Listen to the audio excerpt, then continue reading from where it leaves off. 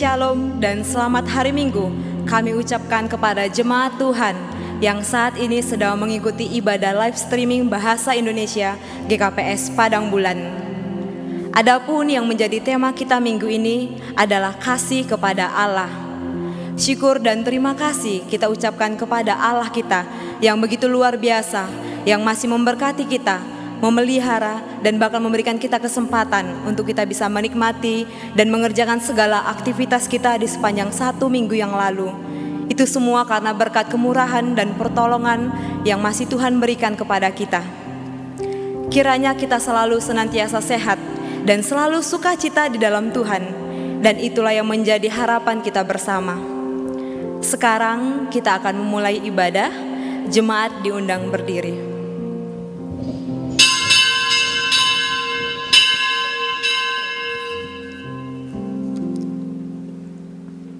Kita bersaat teduh.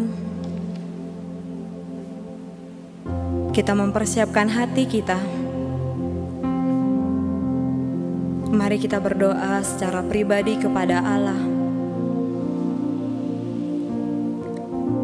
Mari kita serahkan ibadah kita pada malam hari ini, meminta pertolongan dan tuntunan Roh Kudus untuk memimpin kita, sehingga kita bisa dengan leluasa memuji, menyembah Allah kita yang begitu luar biasa.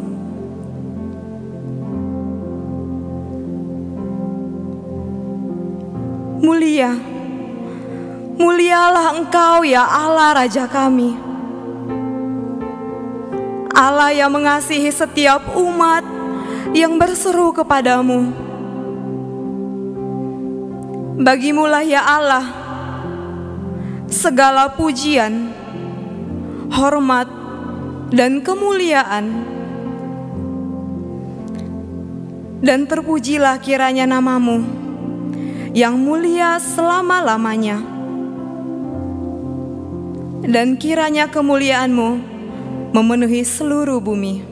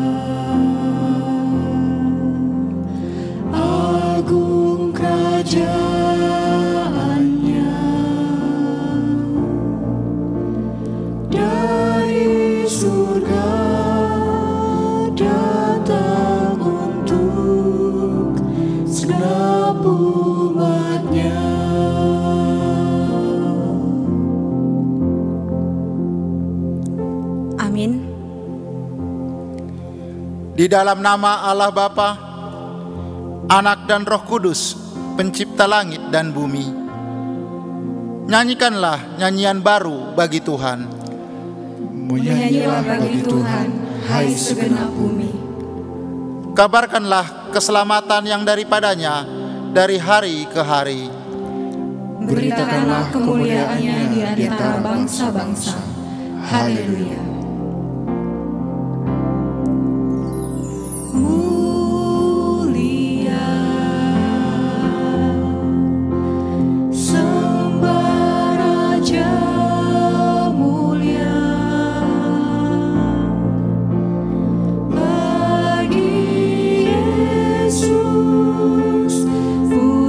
Hormat dan kuasa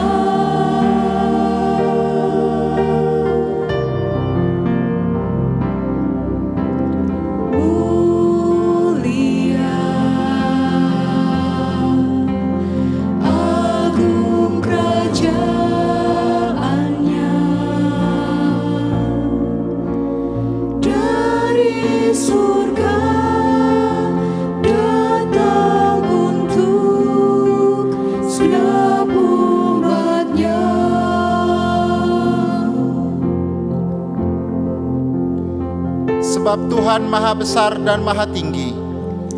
Ia lebih dahsyat daripada segala Allah. Berilah kepada Tuhan kemuliaan namanya. Bawalah persembahan dan masuklah ke pelatarannya. Haleluya.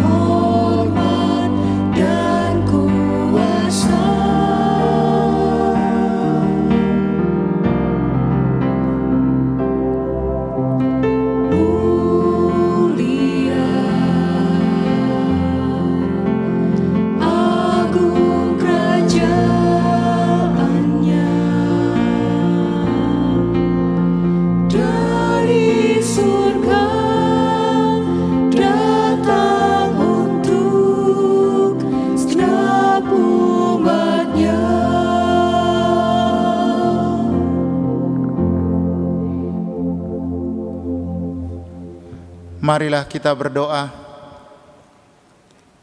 Ya Tuhan Allah yang maha mulia, kami angkat pujian kehadirat-Mu yang kudus dengan segenap hati dan jiwa. Karena hanya di hadapan-Mu kami beroleh ketenangan jiwa. Kepadamu kami melayangkan pandangan, mengarahkan mata tertuju kepada perbuatan tangan-Mu yang besar. Engkau telah menyerahkan anak-Mu yang tunggal, menderita dan mati di kayu salib, supaya kami beroleh kehidupan yang kekal. Kiranya Roh-Mu mempersekutukan kami dalam ibadah ini, yang mengarahkan mata kami memandang kepada salib Kristus, keselamatan kami, supaya jiwa kami dihibur oleh pengharapan akan kehidupan yang kekal, yang telah dijanjikan oleh anak-Mu, Yesus Kristus Tuhan kami.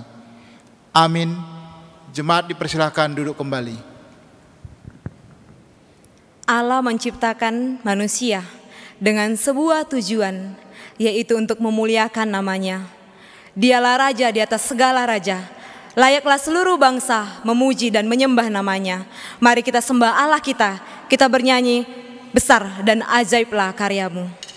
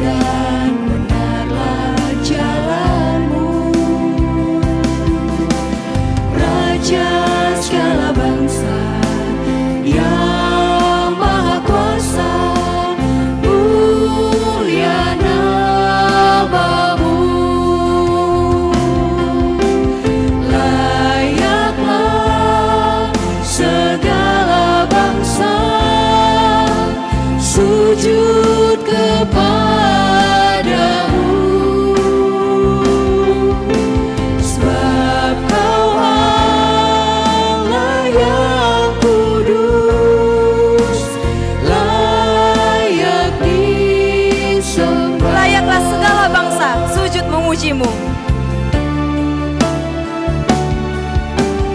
Layaklah segala bangsa sujud kepadamu,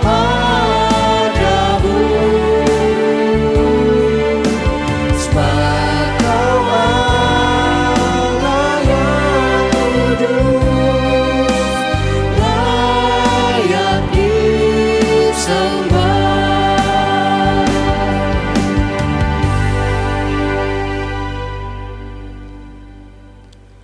Jemaat diundang untuk berdiri. Di hadapan Allah yang Maha Kudus, marilah kita mengaku dan memohon keampunan atas segala dosa dan pelanggaran kita. Bapa Sorgawi, Engkau mengetahui seluruh gerak hidup kami yang menyimpang dari jalan-Mu, yang tidak seturut dengan kehendak-Mu. Ya Bapa, ampunilah segala kesalahan kami, kasihanilah kami.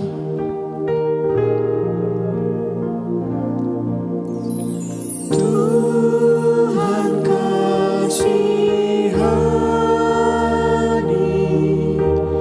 Kristus kasihani, Tuhan kasihani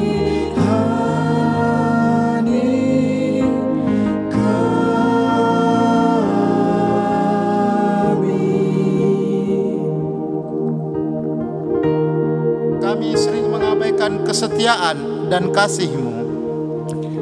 Kami cenderung membiarkan penindasan melilit di sekitar kami, dalam dosa mementingkan diri sendiri. Ya Bapa, ampunilah kesalahan kami, kasihanilah kami.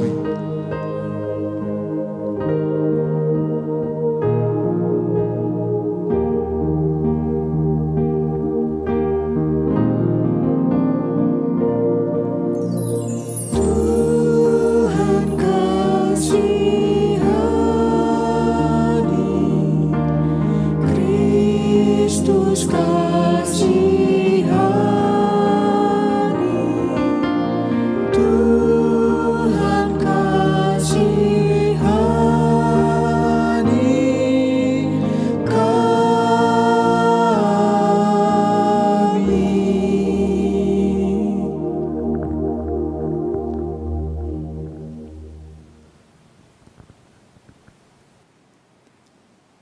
Firman Tuhan yang menjanjikan keampunan bagi kita diambil dari 1 Yohanes 2 ayat 1b sampai dengan 2. Firman-Nya,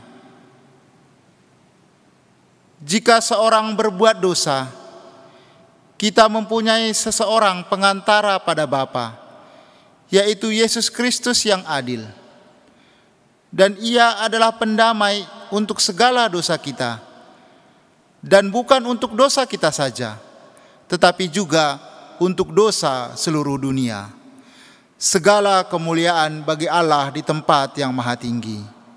Amin. Jemaat dipersilahkan duduk kembali.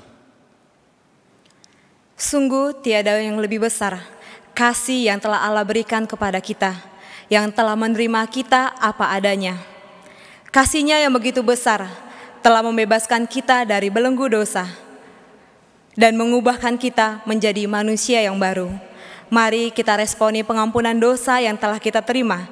Kita bernyanyi, kasih-Mu tiada duanya.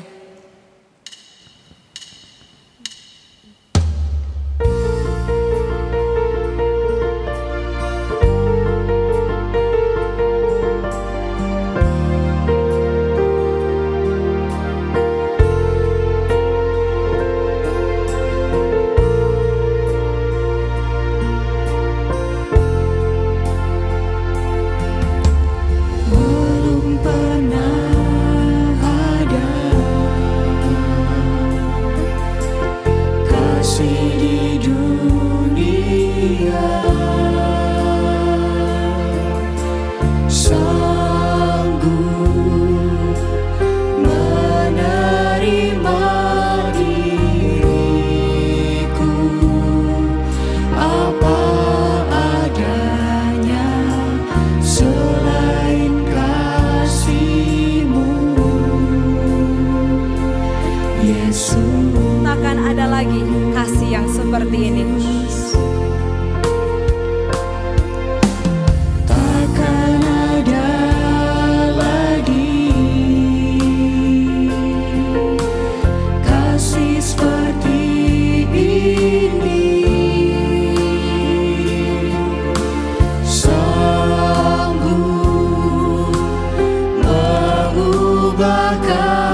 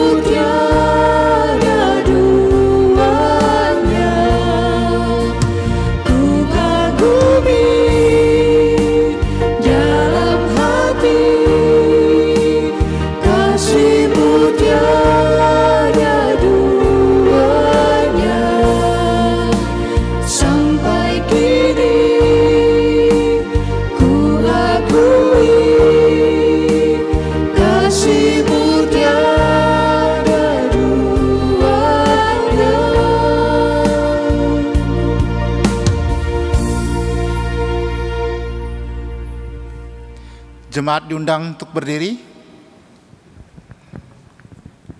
Bersama-sama dengan orang beriman di muka bumi ini, marilah kita mengikrarkan iman percaya kita.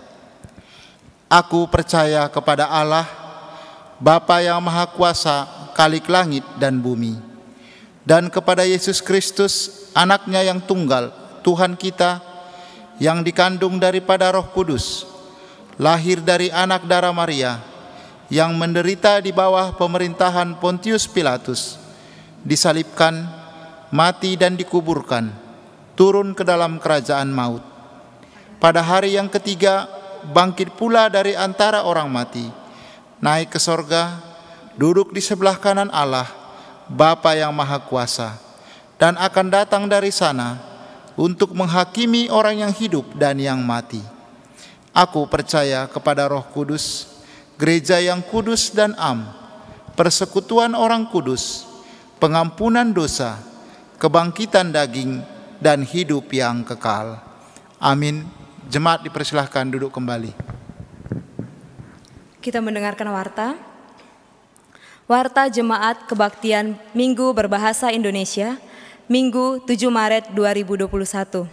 Yang pertama, kita bersyukur untuk kebaktian minggu yang lalu yang telah terlaksana dengan baik, yang diikuti oleh jemaat sebanyak 94 viewers dengan persembahan melalui OVO sebesar Rp93.000, melalui GoPay sebesar Rp160.000 dengan total Rp253.000.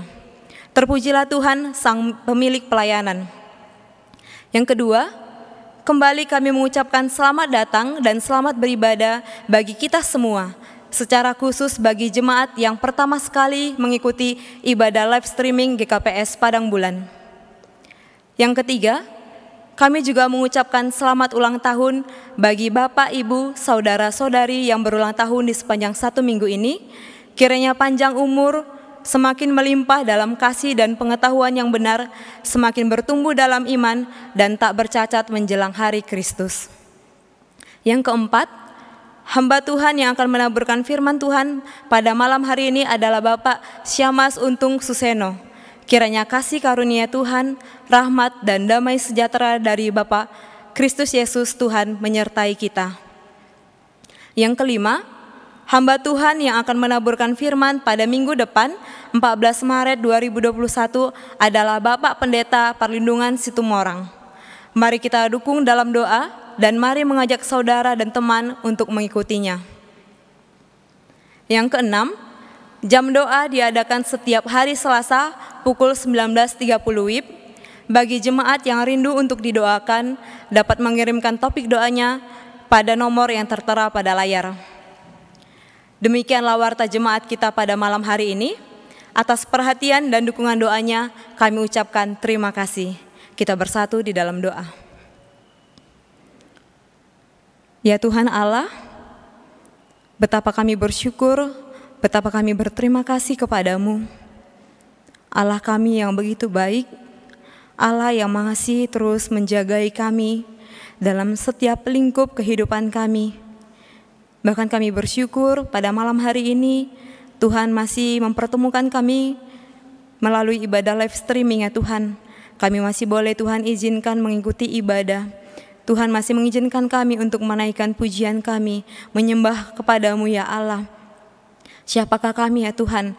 Kami hanya alat-Mu, kami hanya hamba-Mu yang masih Tuhan boleh izinkan ya Tuhan, yang telah Engkau bebaskan dari belenggu dosa. Sekarang hidup kami adalah hidup di dalam Tuhan. Betapa kami sungguh bersuka cita memiliki Allah yang sungguh luar biasa seperti-Mu. Allah yang kasih-Nya melebihi dari apapun. Allah yang sanggup mengorbankan apapun demi anak-anak-Mu ya Tuhan. Terima kasih untuk segala hal baik yang masih boleh izinkan, untuk berkat Tuhan yang masih boleh kami nikmati. Dan Tuhan Yesus, pada saat ini kami akan menaikkan doa-doa permohonan kami kepadamu. Kiranya Tuhan, Engkau yang menyandengkan telinga-Mu, mendengarkan setiap seruan doa-doa anak-anak-Mu ya Tuhan. Tuhan Yesus, kami bersyukur untuk anak-anak Tuhan yang sampai saat ini masih terus rindu memberikan diri untuk melayani Tuhan dalam talenta apapun yang dimiliki anak-anak-Mu ya Tuhan. Kami berterima kasih Tuhan masih memberikan kerinduan hati itu kepada kami semua. Bahkan kami bersyukur untuk setiap pengurus gereja GKPS Padang Bulan yang masih dengan semangat sampai saat ini mengadakan setiap ibadah. Untuk tim multimedia kami juga mau berdoa yang masih dengan setia, dan biarlah Tuhan Engkau memberkati mereka, Engkau memberikan semangat dan sukacita yang penuh untuk dengan tulus hati melayani-Mu ya Bapa, dan memberikan yang terbaik untuk kemuliaan nama-Mu. Bapa yang Maha Baik, kami mau berdoa untuk setiap ibadah yang ada di gereja kami, baik ibadah sekolah minggu, bahasa Simalungun, bahasa Indonesia, kebaktian remaja, pertonggoan maupun PA ya Tuhan, yang diadakan di gereja ini. Tuhan, biarlah melalui ibadah-ibadah yang dilaksanakan semakin benarlah ya Tuhan, semakin besar dan semakin tersebarlah akan kemuliaan dan berita kebenaran nama-Mu ya Bapa. Sehingga walaupun kami tidak bisa bersekutu bersama, tapi kami masih memiliki wadah untuk kami bisa mengisi diri kami, sehingga dalam masa-masa seperti ini kami terus semakin berpegang teguh kepada-Mu. Bapa yang Maha Baik, kami mau berdoa untuk anak-anak Tuhan yang saat ini masih dalam masa-masa penantian dalam pengerjaan penyelesaian skripsi, bahkan penantian pekerjaan, penantian teman hidup maupun keturunan ya Tuhan. Tuhan, kami tahu tidaklah mudah dalam menantikan suatu hal. Terkadang kami menginginkan kehendak kami lah yang jadi. Biarlah Tuhan di masa-masa penantian ini kami mau boleh berserah kepada Tuhan, kami mau boleh mengandalkan Tuhan. Bahkan di masa-masa seperti ini semakin kami menyadari bahwa biarlah ya Tuhan, semakin kami menyadari bahwa kehendak-Mu lah yang jadi dalam hidup kami ya Tuhan. Bahkan kami mau boleh menyerahkan semuanya kepada-Mu, waktu-Mu lah yang terbaik ya Tuhan. Tuhan Yesus yang Maha Baik, kami juga mau berdoa untuk anak-anak Tuhan yang bahkan adik-adik kami yang saat ini masih dalam masa-masa sekolah dan perkuliahan masih daring ya Tuhan. Tuhan, Engkau memberikan mereka selalu semangat untuk bisa terus mengisi pembelajaran mereka, bahkan untuk orang tua yang masih terus dalam pendampingan ya Tuhan. Biarlah tetap selalu dengan sabar mengajari dan mendidik untuk terus bisa memahami akan setiap pelajaran-pelajaran yang diberikan ya Bapa. Bapa, kami tahu masa-masa seperti ini bukanlah hal yang kami inginkan, tapi biarlah di masa-masa pandemi yang sampai saat ini masih belum selesai ya Tuhan, semakin kami menyadari, semakin kami mengevaluasi diri kami bahwa di masa-masa ini kami mau memberikan waktu kami kepada Tuhan. Mungkin ini sebuah teguran dari Tuhan supaya kami bisa memiliki waktu yang lebih banyak lagi kepada Tuhan. Sebelumnya kami memiliki waktu yang terlalu fokus kepada diri kami dalam segala aktivitas kami. Tapi biarlah di masa ini kami mengambil hal positif. Kami juga mau berdoa ya Tuhan untuk perekonomian, pemulihan perekonomian di bangsa kami yang di mana tahun lalu sebelumnya mengalami pemerosotan, dan kami mau berdoa untuk masa-masa pemulihan ini biarlah Engkau membangkitkan kembali kondisi perekonomian bangsa kami, bahkan untuk kesehatan bangsa masyarakat Indonesia ya Tuhan. Engkau yang menolong dalam masa-masa pendistribusian vaksin ya Tuhan. Kami bersyukur telah dilaksanakan mulai dari bulan Januari kembali yang kemarin sampai sekarang ya Tuhan. Terima kasih untuk berkat Tuhan, terima kasih untuk anak-anak-Mu yang dengan kepintaran yang lebih untuk mau menciptakan dan vaksinasi ya Tuhan. Dan terima kasih untuk masa-masa ini Engkau memberkati semua proses demi proses supaya bisa berjalan dengan baik. Bahkan kami yang telah menerima vaksin itu, kami bersyukur, kami bisa menghargai dan kami benar-benar mau menjaga diri kami. Bukan semata-mata ketika kami sudah menerima vaksin itu kami terlantas langsung bebas Tuhan, tapi bagaimana kami juga bisa menjaga diri kami, mengasihi sesama kami, saudara-saudara kami yang ada di lingkungan kami ya Bapa. Bapa yang Maha Baik, kami juga mau berdoa untuk pemimpin kami dari presiden, kabinet, bahkan beserta jajarannya ya Tuhan.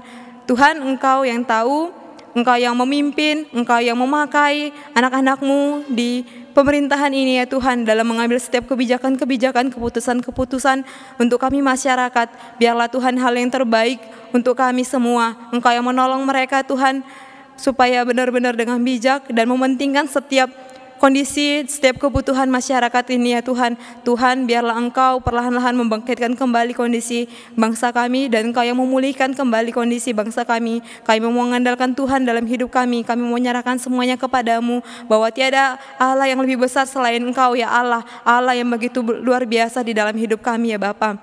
Bapa yang Maha Baik, sebentar lagi kami akan mendengarkan firman-Mu. Kiranya Tuhan Yesus yang memberkati kami, bahkan untuk hamba-Mu yang akan menaburkan firman Tuhan, biarlah menolong dan Kau yang memakai secara luar biasa, sehingga benarlah ya Tuhan firman-Mu tersampaikan, dan kami yang mendengarkan, kami yang memahami firman-Mu, dapat mengaplikasikannya dalam kehidupan kami sehari-hari. Bahkan ya Tuhan, untuk 1 minggu ke depan kami mau serahkan hidup kami kepada-Mu, biarlah Tuhan yang memimpin, Tuhan yang memberkati kami, Tuhan yang memakai kami untuk kami bisa menjadi berkat bagi sesama kami. Terima kasih ya Bapa, kami serahkan hidup kami kepadamu, biarlah otoritas-Mu saja yang jadi dalam hidup kami, di dalam Putra-Mu Yesus Kristus Tuhan dan Juru Selamat kami yang hidup. Amin. Kita akan mengumpulkan persembahan.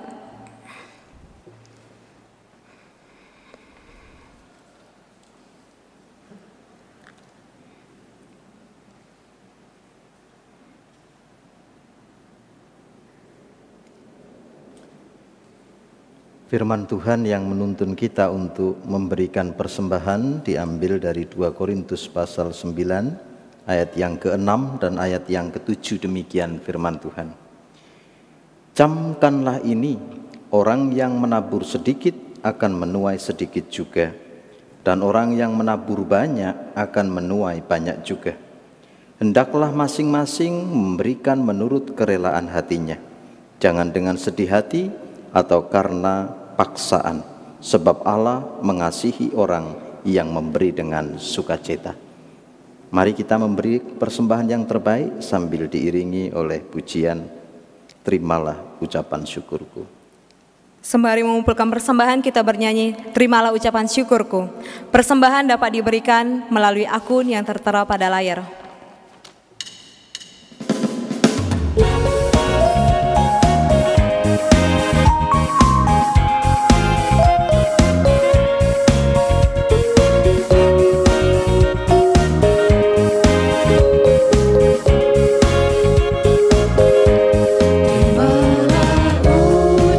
Syukurku, pernyataan rasa rinduku kepadamu, oh Tuhanku, sucikanlah hidupku. Dari segalanya yang telah Kau berikan, hanya satu alasnya selalu cinta penuh kasihan. Doaku lakukan untuk memuji Engkau. Ku alunkan suaraku selalu untuk-Mu, oh Tuhanku. Terimalah ucapan syukurku, pernyataan rasa rinduku kepadamu, oh Tuhanku, sucikanlah hidupku.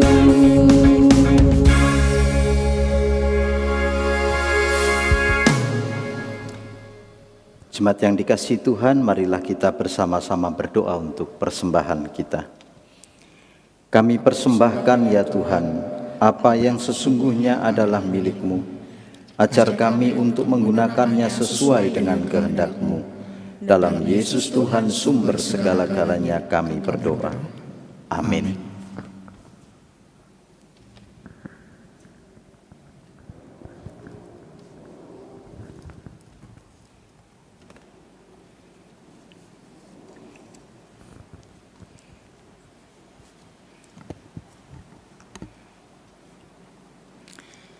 Pembacaan firman Tuhan pada minggu ini diambil dari Matius 22 ayat 37 sampai dengan 40. Demikian firman Tuhan. Jawab Yesus kepadanya, "Kasihilah Tuhan Allahmu dengan segenap hatimu dan dengan segenap jiwamu dan dengan segenap akal budimu. Itulah hukum yang terutama dan yang pertama. Dan hukum yang kedua yang sama dengan itu ialah, kasihilah sesamamu manusia seperti dirimu sendiri. Pada kedua hukum inilah tergantung seluruh hukum Taurat dan kitab para nabi. Amin. Berbahagialah setiap orang yang mendengar, merenungkan, dan melakukan firman Tuhan dalam kehidupannya sehari-hari. Amin. Firman Tuhan adalah pelita dan jalan bagi setiap anak-anak Tuhan yang mau melakukannya dalam kehidupan sehari-hari. Aku mau mengasihi-Mu Tuhan dengan segenap hati. Aku mau merenungkan firman-Mu siang dan malam. Mari kita persiapkan hati untuk menyambut firman Tuhan.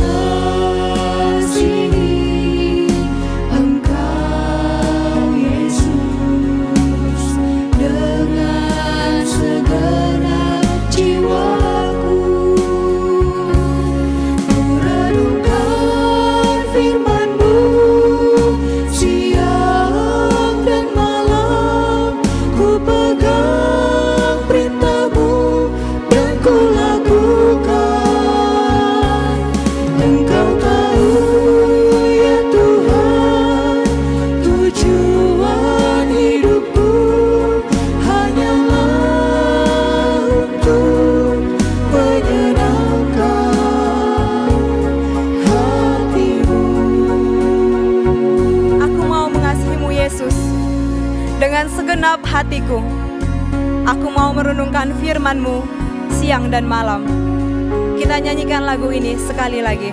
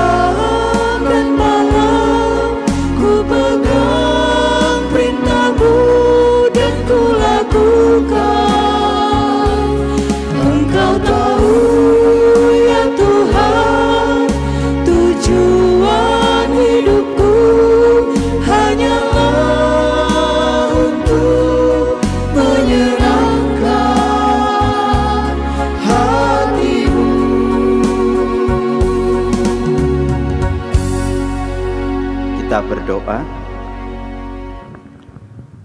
Seperti itulah iman kami Tuhan, tekad di dalam hati kami, bahwa kami ingin mengasihi Engkau Tuhan dan Allah kami. Karena itu Tuhan, didiklah kami dengan firman-Mu.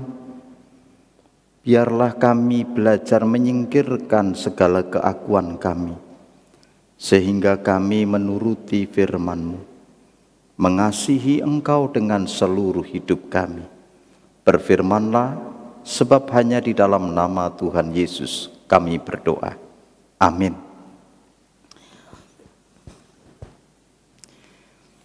Selamat sore saudara-saudara yang dikasihi oleh Tuhan, selamat Minggu dan Salam. Sore hari ini tema yang menjadi renungan kita adalah kasih atau mengasihi Allah kita. Dan diambil dari kitab Keluaran pasal yang ke-20, ayat yang pertama sampai ayat yang ke-11. Jadi ayat-ayat ini cukup panjang, saya akan baca untuk saudara-saudara semua. Keluaran 20 ayat 1 sampai 11. Demikian bunyi firman Tuhan. Ke-10 firman.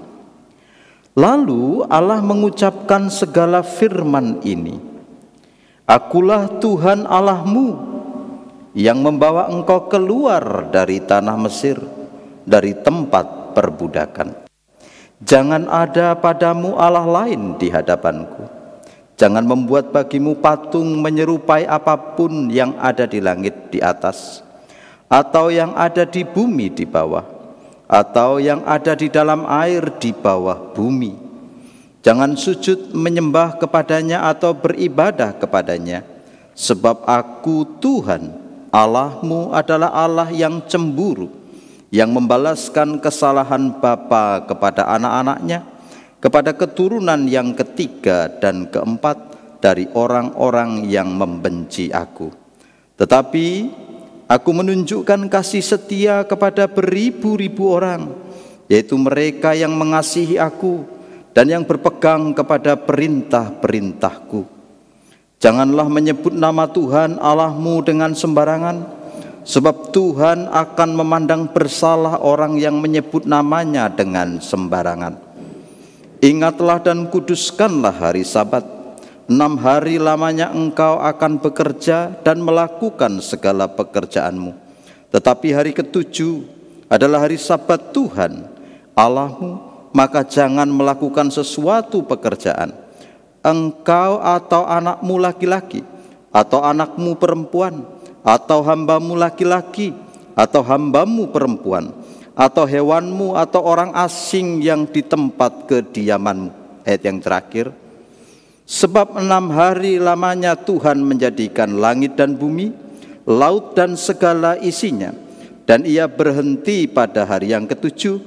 Itulah sebabnya Tuhan memberkati hari Sabat dan menguduskannya. Amin. Jadi saudara-saudara yang dikasihi Tuhan, apa yang baru saja kita baca di dalam Keluaran pasal 20 ini adalah salah satu contoh dari perjanjian-perjanjian yang ada di dalam kitab-kitab perjanjian lama. Di dalam perjanjian lama adalah sesuatu yang wajar untuk membuat perjanjian, dan di sana biasanya ada 2 jenis perjanjian. Yang pertama itu biasa disebut sebagai parity treaty, itu adalah perjanjian peer to peer, perjanjian antara manusia dengan manusia. Sama misalkan contohnya Abraham membuat perjanjian dengan Abimelek, atau misalkan Yonatan membuat perjanjian dengan Daud. Perjanjian itu sifatnya negosiatif, bisa dinegosiasikan, disepakati bersama, dan kedua belah pihak kemudian saling diuntungkan. Tetapi ada jenis perjanjian yang kedua. Yang kedua itu disebut sebagai vassal treaty. Ini adalah perjanjian antara yang superior kepada yang inferior. Perjanjian dari tuan kepada hambanya. Maka di sini biasanya adalah sifatnya itu tidak ada negosiasi. Sifat dan ketentuan-ketentuannya dibuat oleh yang superior, diperuntukkan bagi yang inferior, dibuat oleh sang tuan kepada mereka yang adalah bagian atau bawahan dari tuannya itu. Nah, apa yang baru saja kita baca itu biasa dikenal sebagai 10 perintah Allah, yang adalah perjanjian Allah dengan umatnya orang-orang Israel. Dan kalau kita itu membaca keseluruhannya, maka kemudian nanti kita akan mendapatkan apa-apa saja isi dari perjanjian itu. Nah, kalau kita tadi itu membaca di dalam bacaan perjanjian baru tadi, maka kemudian perjanjian baru itu mencatat pertanyaan seseorang atau para murid yang bertanya kepada guru, kepada Tuhan Yesus, Tuhan, apa hukum yang pertama dan yang terutama untuk kami lakukan? Maka Markus pasal 12 ayat 28 sampai 34, Matius 22 ayat 34 sampai 40, atau Lukas pasal 10 ayat 25 sampai 28. Di sana kemudian disampaikan rangkuman dari 10 hukum Allah itu. Hukum itu kemudian dibuat menjadi 2 kelompok besar saja. Yang pertama adalah kasihilah Tuhan Allahmu. Yang kedua adalah kasihilah sesamamu manusia. Nah, dalam bacaan yang kita akan renungkan hari ini, kita hanya akan membicara tentang kasihilah Tuhan Allahmu. Sebetulnya 10 perintah Allah ini kita baca dari mulai pasal 20 ayat 1 sampai 11. Memang bunyinya perintah tunggal, kasihilah Tuhan Allahmu. Tapi pertanyaannya adalah, bagaimana kita sebagai umat Allah, atau pada waktu itu Israel diperintahkan oleh Tuhan, bisa mengasihi Allah? Atau tepatnya, bagaimana manusia bisa mengasihi Allah? Dengan apa manusia itu bisa mencintai Allah yang tidak kelihatan itu, yang tidak bisa disentuh, dijamah dengan panca indera itu, yang kehadirannya kadangkala tidak disadari oleh umatnya? Pertanyaannya adalah, bagaimana saudara dan saya bisa hidup dalam cinta kepada Allah yang maha tinggi tadi? Nah, lalu kemudian saudara perhatikan mulai ayat 1, 2, 3 itu adalah bagian pertama yang diajarkan oleh Allah kepada orang Israel, kepada saudara dan saya, mengenai jawaban bagaimana saudara dan saya bisa mencintai Allah. Perhatikan ayat yang kedua. Tuhan sekarang ngomong begini, akulah Tuhan Yahweh atau Yahweh, YHWH. Perhatikan baik-baik, sebab Allah sekarang memperkenalkan dirinya. Aku adalah Yahweh. Apa pentingnya bagi orang Israel? Saudara perlu ingat bahwa dalam konteks ini Israel baru saja keluar dari Mesir. Di Mesir ada sekitar 80 dewa-dewa yang menjadi sesembahan. Karena Mesir adalah negara yang sangat politistik. Mereka mempunyai banyak Allah, mereka menyembah banyak Allah, dan mereka percaya kepada dewa-dewa yang begitu banyak. Maka sekarang Tuhan begitu berhasil membawa bangsa Israel keluar. Sekarang dia katakan kepada umatnya itu, engkau harus tahu, aku tidak sama seperti Tuhan-Tuhannya orang Mesir. Aku adalah Yahweh, aku adalah Allahmu, Tuhan yang Esa itu. Sekarang orang Israel diperkenalkan dengan konsep yang tidak panteistik, yang tidak politeistik. Sekarang Allah memperkenalkan dirinya dalam bentuk monoteisme, bahwa orang Yahudi itu menyembah satu Allah, Allah yang Esa. Lalu kemudian muncul pertanyaan dari banyak orang, kalau begitu apa bedanya Allahnya orang Kristen dengan Allah-Allah agama-agama lain yang mereka juga percaya dengan monoteisme? Mereka juga percaya tentang Allah yang Esa. Apakah Allah kita sama dengan Allah mereka? Jawabannya tidak. Kenapa tidak?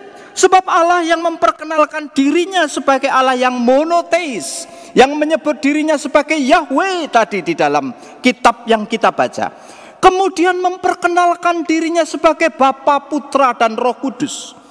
Yang ketiganya adalah Esa. Yang ketiganya adalah satu tetapi beda, dan mereka itu divine, bisa diperkenalkan satu persatu. Jadi kalau begitu, agama-agama lain yang monoteistik lalu menolak ketuhanan Roh Kudus, menolak ketuhanan Yesus Kristus, maka mereka memiliki Tuhan yang tidak sama dengan kita. Dan inilah kekristenan, inilah keunikan bangsa Israel, bahwa Allahnya orang Kristen adalah Allah yang Esa. Tetapi Allah yang Esa itu memperkenalkan dirinya di sepanjang Alkitab PL dan PB sebagai Bapa, Putra, dan Roh Kudus, yang berbeda dengan agama-agama lain. Jadi sekarang Tuhan berkata kepada mereka, aku adalah Allah yang tidak sama dengan Allah bangsa-bangsa. Aku adalah Yahweh yang tidak sama dengan bangsa-bangsa. Nah, saya lanjutkan ayat yang kedua tadi bagian B. Lalu kemudian katanya, yang membawa engkau keluar dari tanah Mesir. Selalu biasa dalam sebuah perjanjian lalu ada prolog, dan prolognya itu adalah mengingatkan tentang histori atau historical prolog, bahwa ingat, Yahweh itu bukan Allah yang asing. Yahweh itu adalah Allah yang pernah mengantarkan kalian keluar dari Mesir. Yahweh adalah Allah yang pernah membawa kalian dari perbudakan sekarang menuju ke negeri yang baru di tanah perjanjian. Jadi aku itu sebetulnya sudah akrab dengan kalian, aku sudah kenal dengan kalian, dan nenek moyang kalian sudah kenal dengan aku, Yahweh, Tuhannya orang Israel. Nah, saya lanjutkan lagi ayat yang ketiga. Ayat ketiga bunyinya begini: janganlah ada padamu Allah lain di hadapanku. Nah, ini ayat yang paling penting, sebab ini menjawab tentang pertanyaan bagaimana caranya kita bisa mengasihi Allah. Sebab ayat 2 tadi memperkenalkan kepada kita bahwa aku adalah Allah yang Esa itu, yang memperkenalkan di sepanjang sejarah perjanjian lama dan baru, sebagai Bapa, Putra dan Roh Kudus, yang sudah menuntunmu keluar dari Mesir, dari negeri perbudakan. Lalu apa yang mesti kita lakukan untuk mencintai Allah? Ayat yang ketiga, jangan ada padamu Allah lain di hadapanku. Apa ini artinya? Sulit sekali kita memahami perkataan Tuhan di hukum yang pertama ini. Saudara boleh nanti mengecek misalkan di dalam Markus pasal 10 ayat 17 sampai ayat yang ke-27, atau saudara cek lagi nanti di dalam Matius pasal 19 ayat yang ke-16 sampai 26. Di sana ada kisah tentang seorang anak muda yang kemudian berlari-lari lalu sujud menyembah Yesus, dan kemudian setelah sujud menyembah Yesus, pemuda ini berkata, "Guru, perbuatan baik apa yang harus kuperbuat supaya aku bisa melihat kerajaan Allah?" Lalu jawaban Yesus itu aneh, sebab Yesus kemudian berkata di dalam sebuah perumpamaan yang sulit dipahami. Yesus ngomong begini, "Kenapa kamu bilang aku baik? Sebab tidak ada yang baik di dunia ini kecuali Tuhan." Yesus mau ngomong sama anak muda itu, "Kau berkata aku baik, guru yang baik, berarti you percaya bahwa aku Tuhan?" Lalu kemudian Yesus bertanya, "Kalau kamu percaya bahwa aku Tuhan, apa yang diperintahkan hukum Taurat kepadamu? Kasihi bapakmu, jangan berzina, jangan mencuri, jangan membunuh, dan lain sebagainya." Lalu pemuda itu berkata, "Aku sudah melakukan semuanya itu perfect, tidak ada yang kurang." Yesus kemudian menjawab sekali lagi, "Satu kurangmu. Kalau begitu pulang, jualah hartamu dan bagi-bagikanlah kepada orang miskin." Setelah itu pemuda itu kemudian mundur dan tidak pernah datang lagi. Yesus sekarang mau mengecek, karena pemuda tadi mempertaruhkan nyawanya dengan sujud berkata kepada Yesus, "Guru yang baik." Saudara perhatikan, manusia tidak boleh menyembah manusia. Ini hukumnya orang Yahudi. Waktu manusia tadi, anak muda tadi maksud saya, sujud menyembah Yesus dan berkata guru, menyebut Yesus Tuhan, maka ini musyrik, ini pentuhanan manusia. Hukumannya dilempari batu. Maka Yesus sekarang mengecek hatinya. Betulkah engkau mengakui saya sebagai Tuhan? Betulkah engkau percaya bahwa saya Tuhan?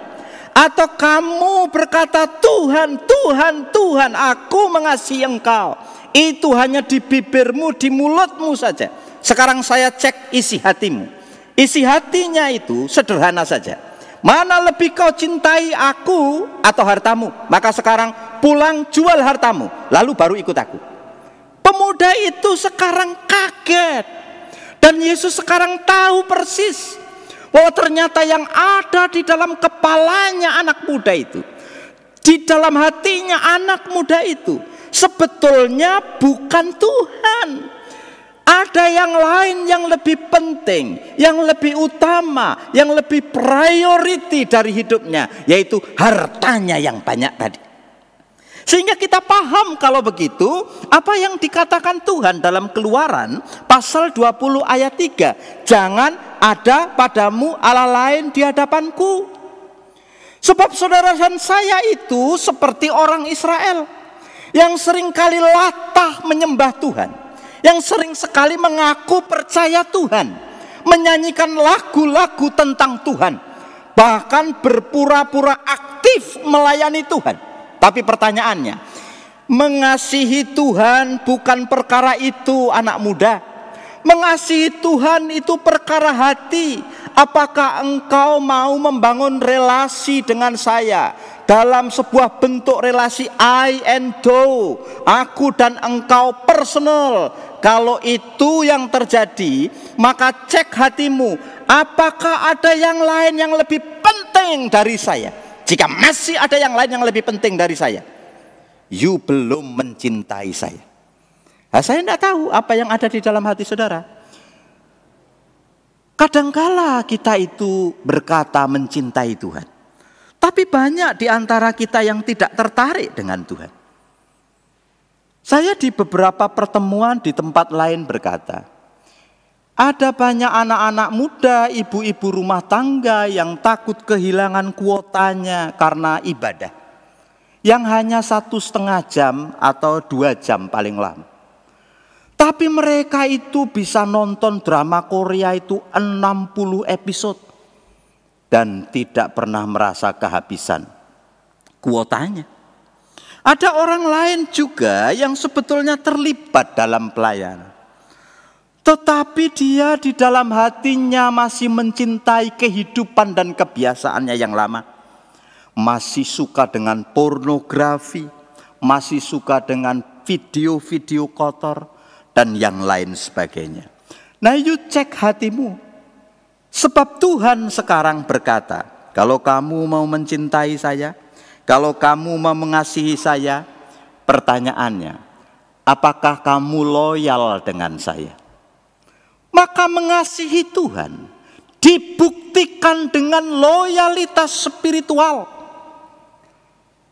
Apakah dia menjadi satu-satunya Allah yang ada di dalam hidup saudara, yang engkau utamakan, yang engkau anggap paling penting, sehingga engkau loyal dengan kata-kata Tuhan? Selagi tidak ada loyalitas di sana, loyalitas saudara musiman, engkau belum murid Tuhan. Saya pernah mengutip apa yang terjadi di dalam Perjanjian Baru sebagai sebuah fenomena yang unik. Karena Yesus itu dalam pelayanannya kemudian mengajak murid-muridnya melihat sebuah pohon. Pohon itu pohon ara. Lalu kemudian setelah tiba di pohon ara, Yesus tidak menemui buah. Di teks itu dikatakan bahwa memang bukan musim buah ara. Jadi pohon itu memang tidak buah karena tidak musimnya.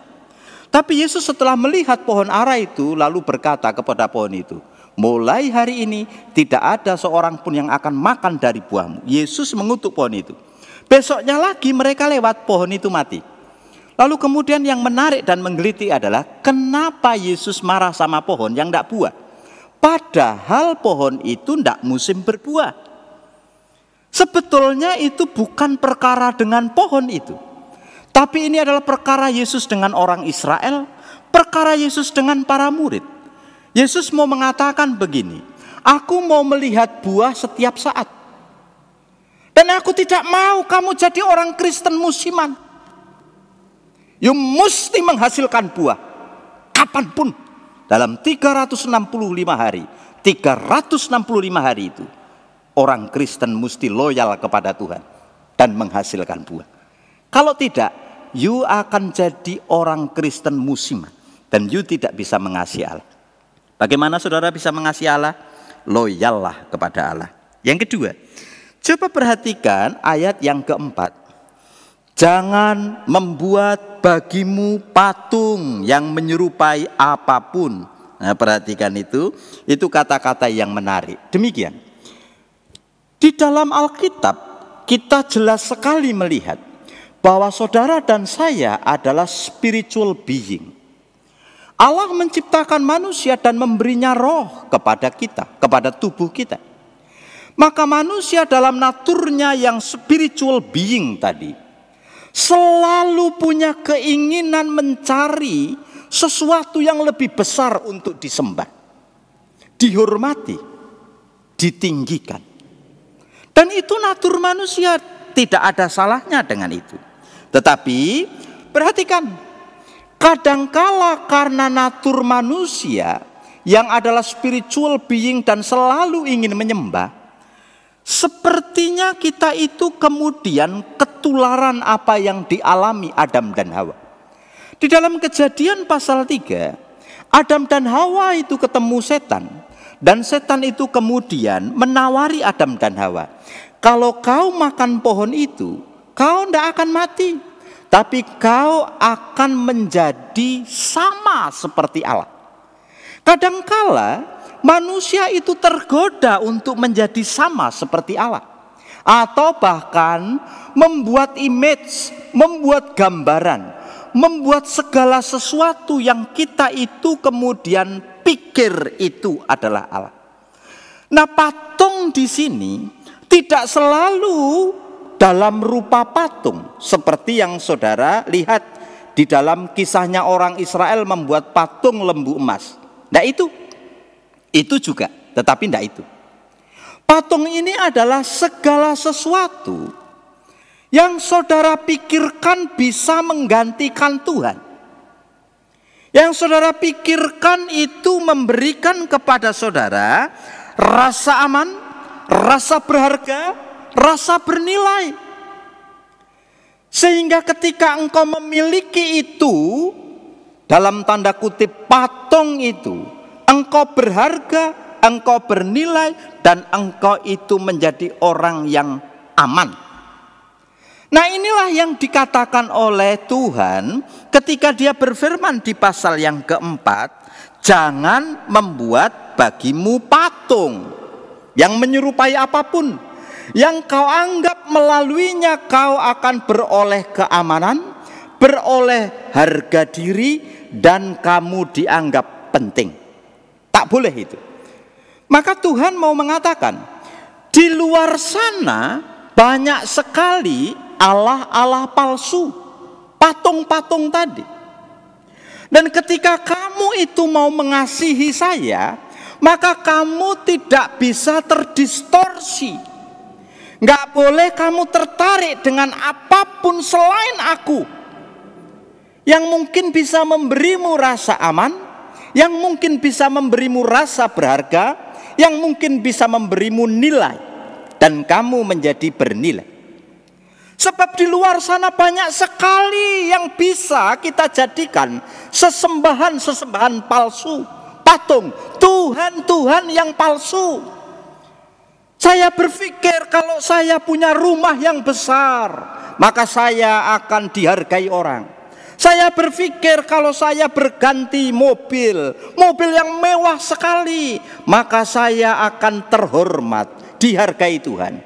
Saya berpikir kalau saya itu punya pendidikan excellent, tinggi, saya nanti akan dihargai orang. Kalau saya ngomong, saya akan berharga. Atau saudara berpikir tentang apapun yang ada di dalam pikiran saudara, yang melaluinya saudara merasa dianggap penting, berharga, bernilai. Di luar Tuhan, kamu sedang menyembah Tuhan yang palsu. Nah, ini sebabnya Tuhan berkata, kalau kamu mau mencintai dan mengasihi saya, you mesti menyembah Tuhan yang original, Tuhan yang sejati. Nah, di dalam perjanjian baru, saudara itu kemudian melihat misalkan di dalam Kolose pasal 1 ayat 15. Di sana dikatakan, Yesus adalah gambar Allah yang tidak kelihatan, yang sulung dari seluruh ciptaan, dan seterusnya. Misalkan Ibrani pasal 1 ayat yang ketiga, di sana dikatakan oleh penulis Ibrani, Yesus adalah cahaya kemuliaan Allah, gambar wujud Allah yang menopang dunia dan seluruh ciptaan. Atau saudara baca lagi di dalam Yohanes pasal 14 ayat yang ke-7 sampai ayat yang ke-10.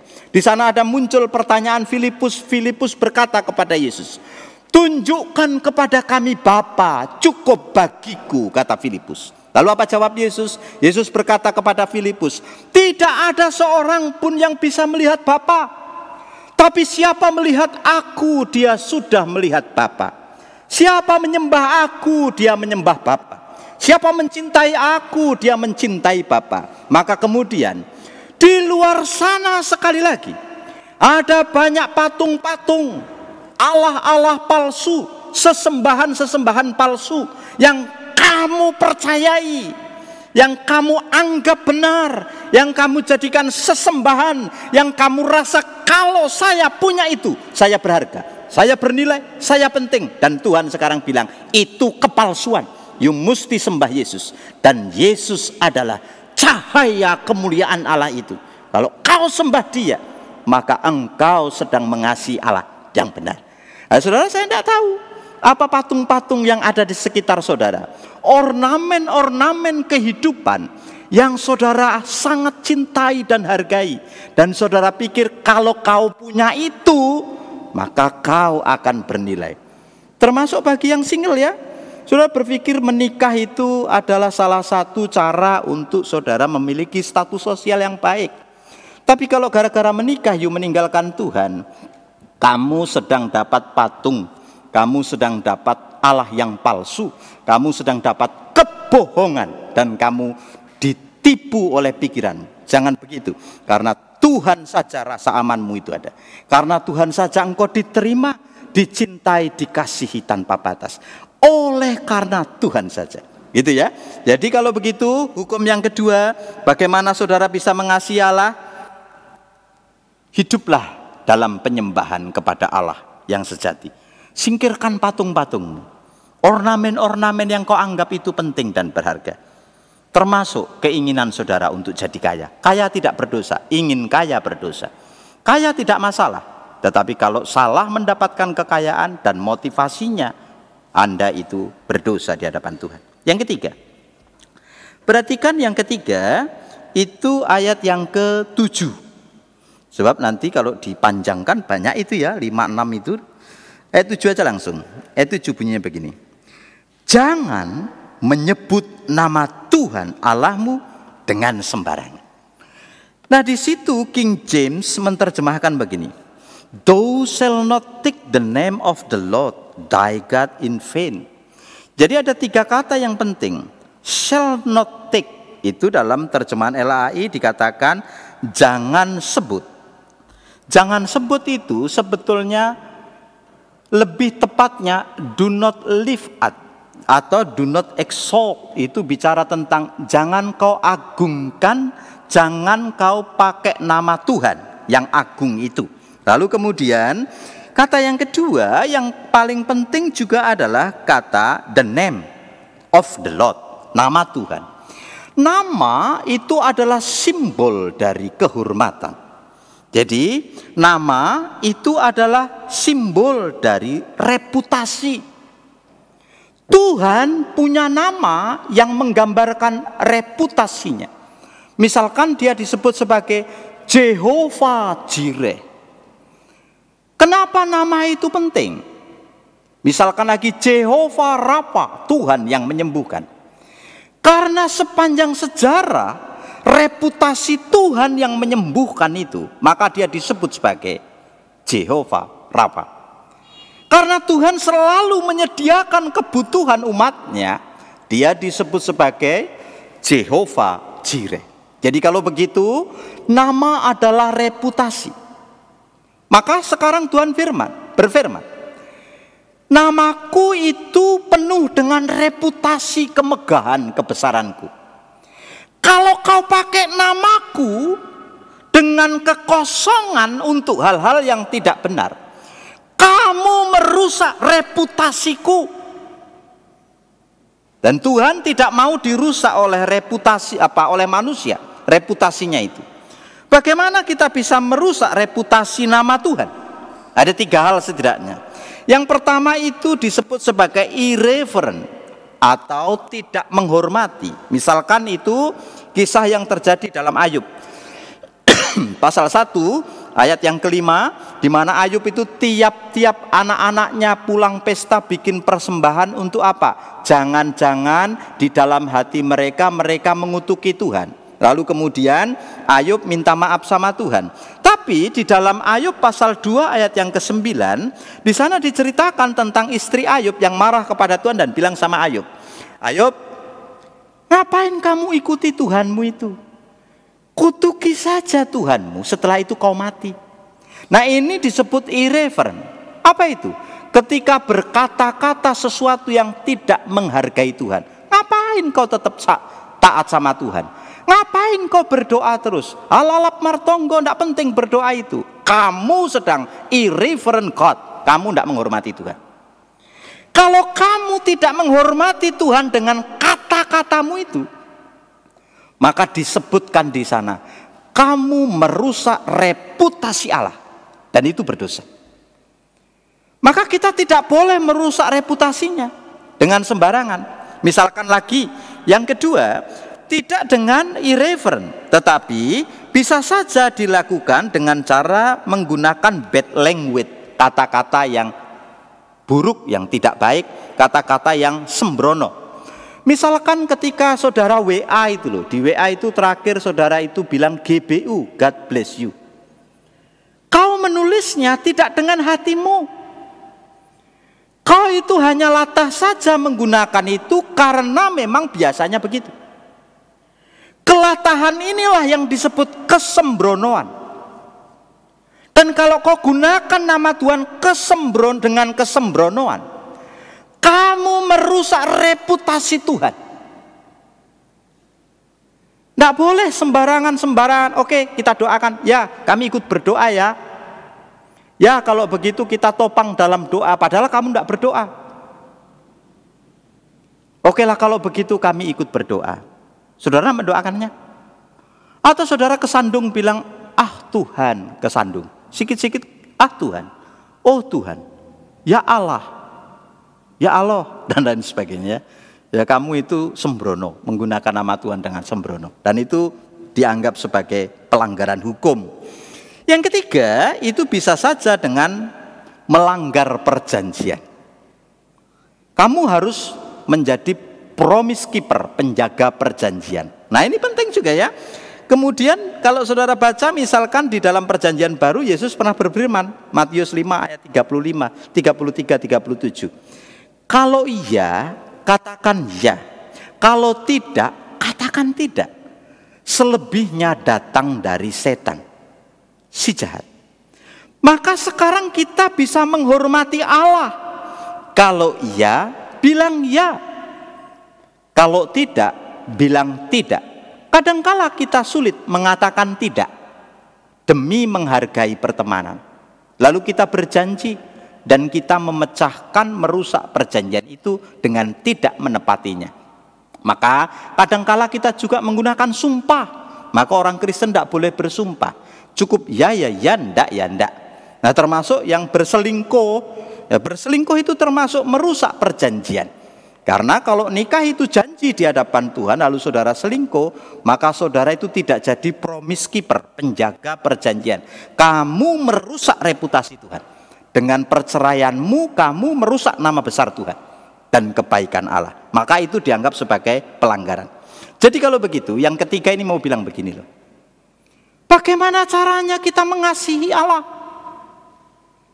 Bagaimana caranya bisa mencintai Allah yang oleh dirinya sendiri memperkenalkan kepada kita sebagai Yahweh tadi?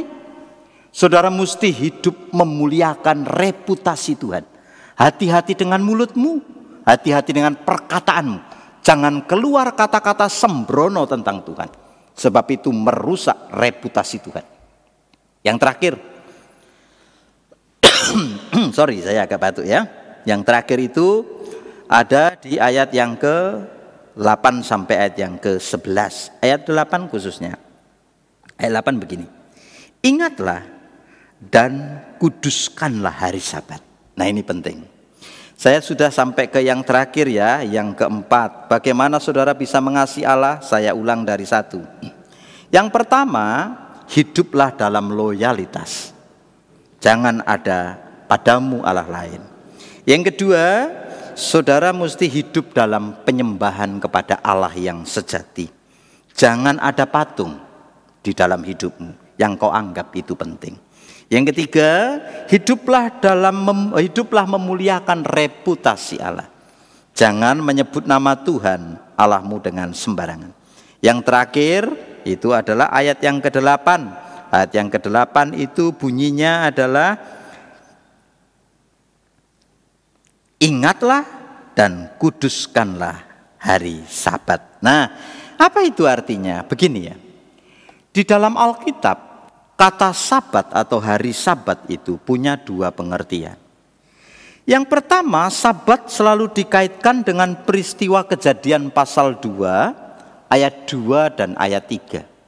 Apa yang terjadi di sana? Sabat adalah hari ketujuh, dan pada hari ketujuh itu Allah berhenti dari pekerjaannya, menciptakan langit dan bumi. Maka hari ketujuh adalah hari perhentian. Jadi Sabat dikaitkan dengan perhentian. Lalu apa yang Allah lakukan di hari perhentian? Allah melihat seluruh ciptaannya dan kemudian berfirman, semua yang diciptakannya sungguh amat baik. Allah berhenti dan menikmati keindahan yang Dia ciptakan. Lalu kalimat yang kedua atau arti yang kedua, Sabat itu selalu dibandingkan dengan atau diartikan dengan peristiwa keluaran, di mana bangsa Israel keluar dari Mesir. Lalu Tuhan berpesan kepada mereka, jangan lupakan hari Sabat. Kenapa? Hari Sabat dikaitkan dengan kemerdekaan. Bahwa kamu tidak lagi jadi budak. Kamu sekarang ada di negeri yang baru. Dan di sepanjang perjalanan, kamu tidak menanam, kamu tidak menabur benih, kamu dipelihara oleh Tuhan.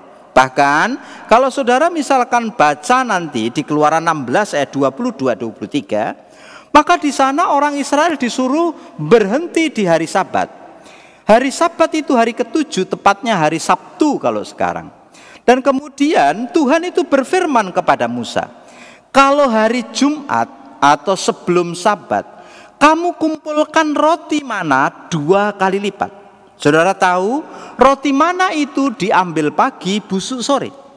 Tapi kalau hari Jumat sebelum hari Sabat, roti itu tidak busuk sehari, dia 2 hari bisa dimakan. Dan kemudian Tuhan berfirman, ambil untuk 2 hari, sebab waktu hari Sabat kamu mesti berhenti. Ngapain? Mengenang kemerdekaan, mengingat kelepasan dan pemeliharaan Tuhan. Bahwa Tuhan itu memberikan kepadamu makanan kecukupan, tak perlu kau harus bekerja. Bahkan roti pun yang mestinya busuk sehari bisa dimakan 2 hari. Jadi kalau begitu, sekarang Tuhan berfirman, ingat, kuduskanlah hari Sabat. Sabat itu bicara tentang ritme Tuhan, di mana Dia berhenti lalu menikmati dengan sukacita apa yang hasil Dia kerjakan. Di mana Dia kemudian mengingatkan supaya Israel duduk lagi, berefleksi, mengingat, mengenang bagaimana Tuhan memerdekakan dan bergantung kepada pemeliharaannya. Karena hari yang ketujuh mereka tidak perlu ambil mana, karena hari ketujuh tidak turun mana, tapi hari ketujuh Tuhan tetap kasih makan mana yang tidak busuk tadi. Jadi ini ritme Tuhan. Hari Sabat tidak lagi kita rayakan dalam konteks kita gereja. Dan saudara tidak perlu lagi kemudian berpikir bahwa Sabtu mesti menyendirikan waktu untuk Tuhan. Tidak harus itu. Tetapi saudara kalau mau mengasihi Tuhan, hiduplah dalam ritmenya Allah. Nah saudara perhatikan, kalau saudara itu lihat perjanjian baru, misalnya Efesus pasal 6 ayat 11, pasal 5 ayat 15 sampai 16, atau Kolose pasal 4 ayat 5. Di sana Paulus berkata bahwa waktu itu selalu diterjemahkan sebagai momen atau opportunity. Momen berarti momentum, opportunity berarti kesempatan. Maka momentum sekali terjadi, opportunity sekali terjadi. Tapi kalau saudara baca lanjutannya, momen dan opportunity ini selalu kemudian dirampas oleh dunia yang jahat ini. Begitu. Jadi setiap hari saudara punya momen dan opportunity. Tapi kita itu tidak menggunakannya. Kenapa? Karena kita itu tahu bahwa waktu yang tersisa ini adalah jahat, kata Paulus dalam Efesus pasal 6 ayat 11 sampai ayat 17.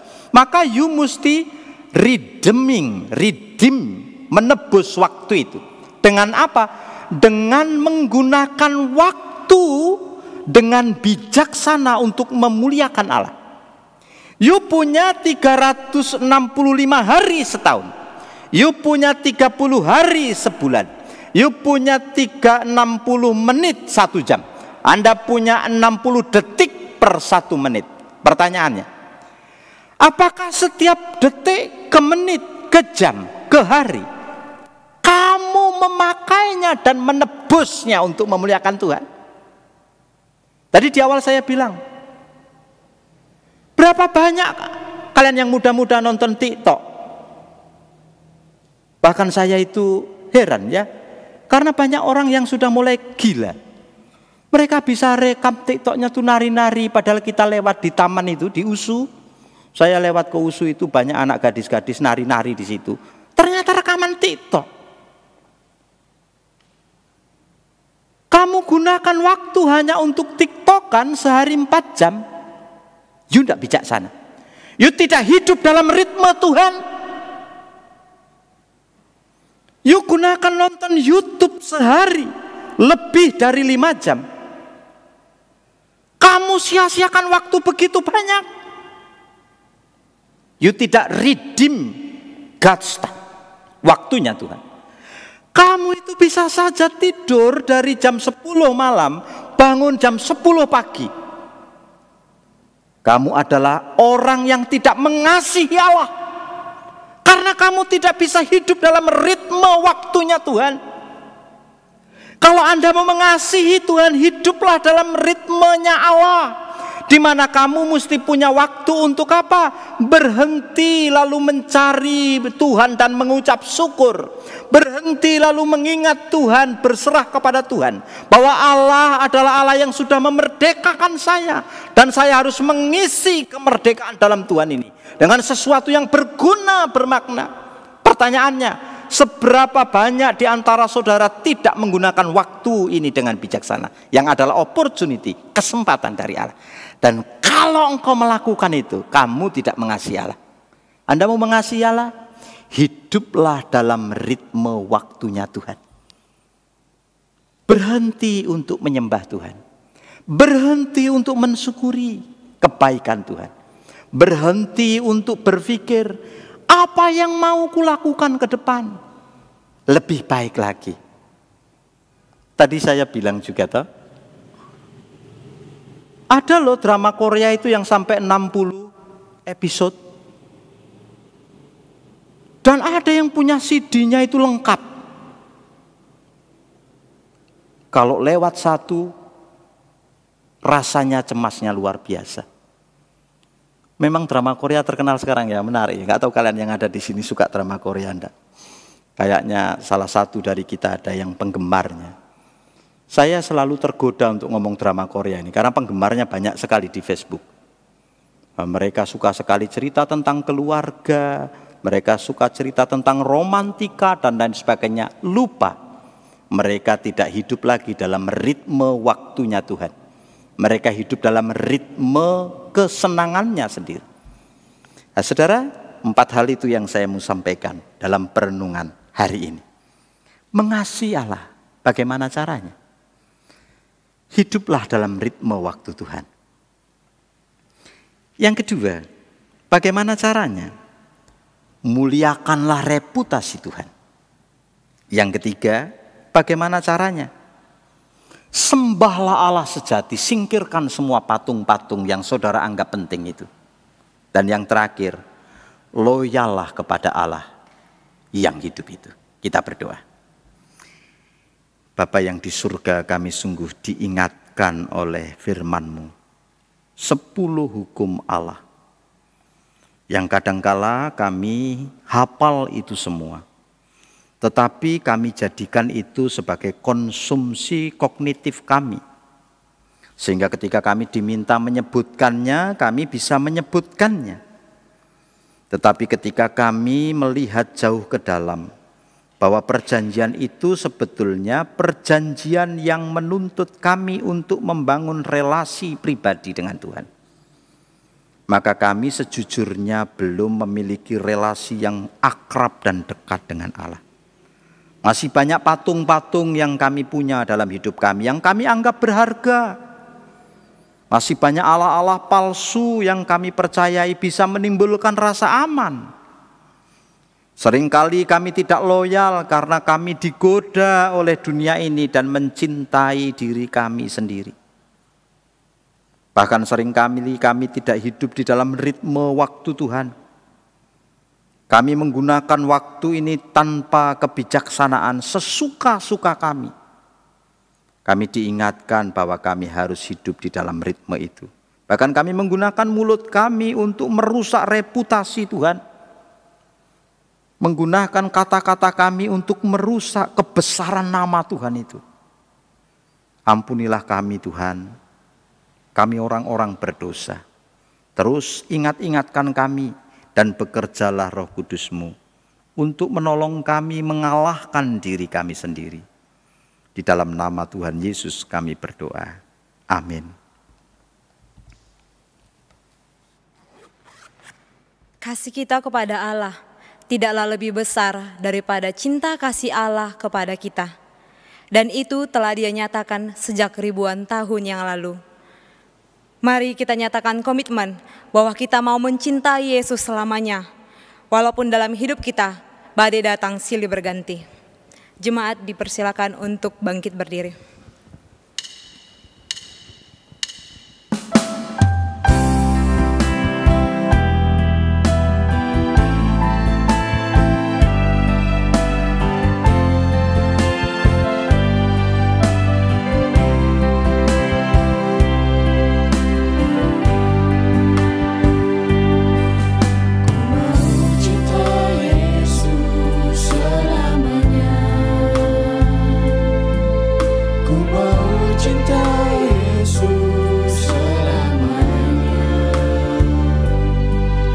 Meskipun badai silih berganti dalam hidupku, ku tetap cinta Yesus selamanya. Ku mau cinta Yesus selamanya.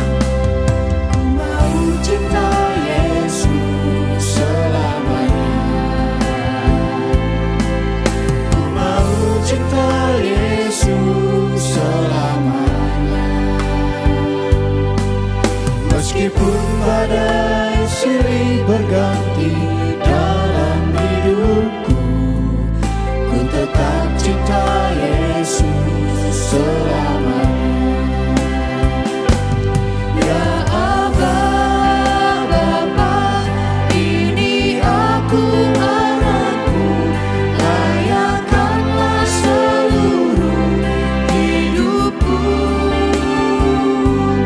Ya Aba, Bapa, ini aku anakmu, pakailah sesuai dengan rencana. Ya Aba Bapa, ini aku anakmu. Ya Aba, Bapa, ini aku anakmu, layakkanlah seluruh hidupku. Ya Aba, Bapa, ini aku anakmu, pakailah sesuai dengan rencanamu.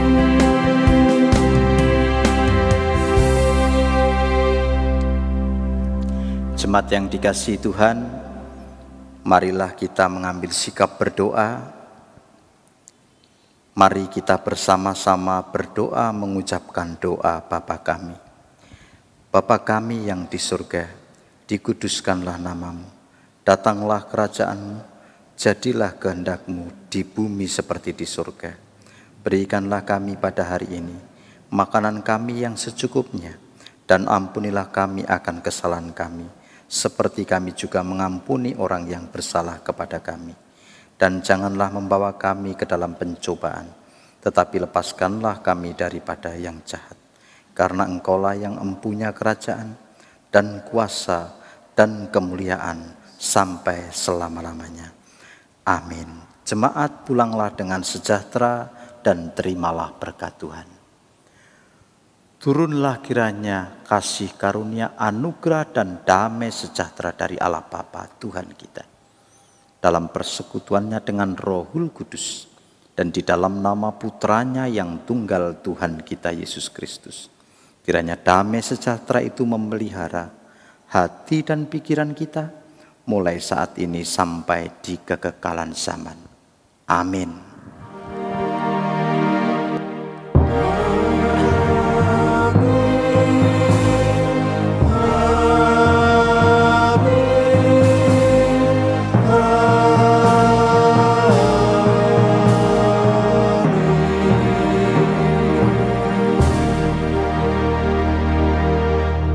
Jemaat dipersilakan duduk untuk mengucap syukur atas ibadah kita malam hari ini.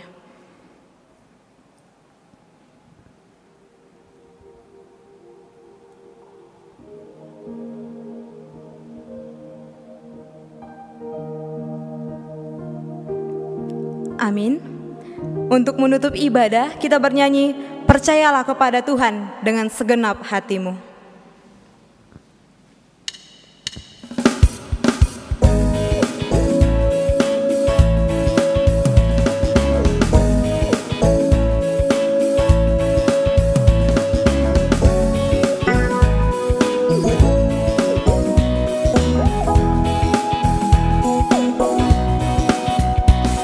Percayalah kepada Tuhan dengan segenap hatimu, dan jangan bersandar kepada pengertianmu sendiri. Percayalah kepada Tuhan. Percayalah kepada Tuhan dengan segenap hatimu, dan jangan bersandar kepada pengertianmu sendiri. Berbahagia orang-orang yang memperoleh hikmatnya, lebih berharga dari emas, perak, dan permata. Umur panjang di tangan kanannya, kekayaan hormat di tangan kiri. Jalannya penuh damai sejahtera senantiasa. Sampai bertemu kembali pada ibadah live streaming Minggu 14 Maret 2021. Tuhan Yesus memberkati.